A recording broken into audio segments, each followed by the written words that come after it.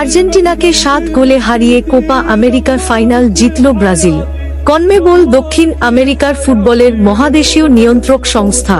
এটি বিশ্বের প্রাচীনতম মহাদেশীয় ফুটবল কনফেডারেশন, যা 1916 সালে প্রতিষ্ঠিত হয়েছিল।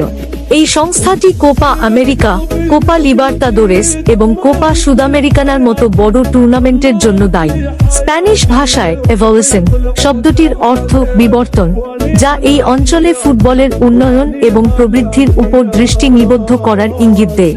এই কোপা আমেরিকার ফাইনালের আসল অনুষ্ঠিত হয়েছিল আজ ভোর 5টায়, যেখানে ফাইনালে মুখোমুখি হয়েছিল ব্রাজিল এবং আর্জেন্টিনা। ম্যাচটি 2-2 গোলে ড্র হয়। তারপরে ম্যাচটি প্লান্টি শুট আউটে গড়ায়। ম্যাচটি প্লান্টিতে গেলে ব্রাজিল 7 গোলের বড় ব্যবধানে জয় তুলে নেয়, যেখানে এবারের আসরটিতে আর্জেন্টিনাকে 7-আপ দিয়ে ব্রাজিল হেক্সেরা মিশন পূরণ করল।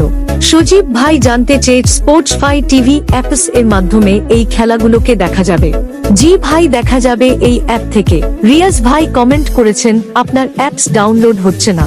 ভাই, আমি যেটা দিয়েছিলাম সেটা অনেক ভালো অ্যাপ, তারপরেও আমি একটি অ্যাপস দিয়ে দিচ্ছি।